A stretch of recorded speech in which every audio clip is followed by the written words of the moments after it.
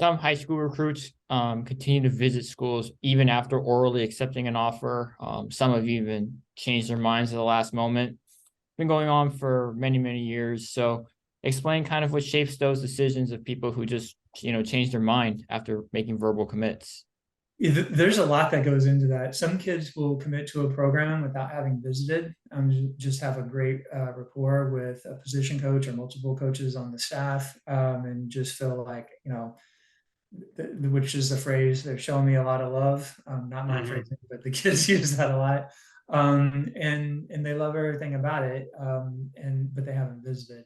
And that's always kind of, a scary thing, if you will. It's great for the college program to have that kid. Now we just got to get him on campus and Hmm. hope that he loves it the same when he's here. But that can shape it where, again, depending on geographic boundaries, something that, in my opinion, has held Nebraska back is during, like, especially like the Bo Pelini years. I Hmm. think their average signed prospect was either from 750 or 950. I can't remember the exact number, but a significant amount of miles away. And that is outside of, hey, we're going to go up there for a quick, 3 hour ride for an unofficial visit. That's more than a car ride. That's a plane trip. Hmm. And it's a lot harder to recruit guys. And I'm not trying to pick on Nebraska, but again, kids that are not close to that school to go for a quick visit on the weekend with mom and dad who work, full-time jobs. It's a lot harder to do that. So that's one thing that can shape a kid committing sight unseen to a program.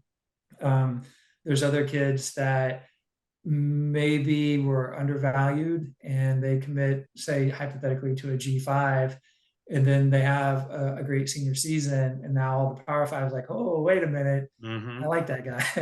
Yep. And then so the bigger programs can come in, and that's something that can obviously shape or yeah, definitely influence the kids' recruiting process.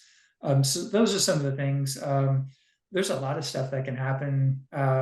It can just be wanting to stay closer to home. A kid could have really loved to visit, be from Florida, went up to a school in North Carolina, loved it, but when it all came down to the end, preferred to be, somewhere in the state and closer to home. Hmm. So there's a lot of things that can shape a kid having a change of heart, and it doesn't have to all be negative.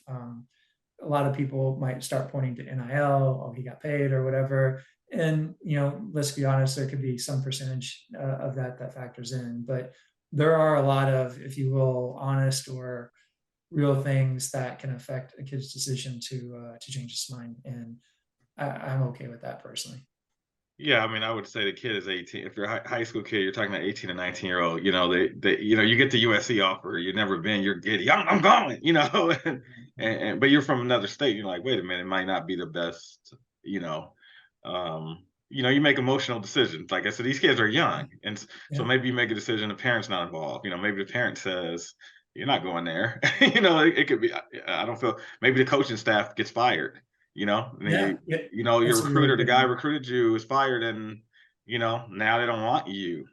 Or they say, you can come, but you're probably going to sit down on the bench. There's a lot of things. We're honor your commitment, but, you know, or so there's, or the transfer portal, get a new coach in like Coach Prime. And he's like, these recruits aren't good enough that I want. So I'm going to tell you guys that, offers rescinded, or it's probably best you go somewhere else because you're not going to play much here. Yeah, fit is really, really important. You can take something as simple as defense.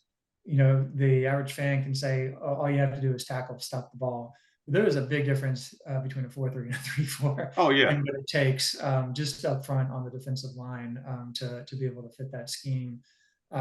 Certainly with an offense, if a coach is wanting a pro style quarterback versus a dual threat, there's a lot of different things like that where tight end, is a tight end more of that fifth glorious offensive tackle, that's on the field, or is it, Hmm. somebody that is more of a hybrid receiver that's going to help stretch defenses in different ways. So yeah, there's a lot that goes into fit, and as you said, Chris, I agree. Coaching changes.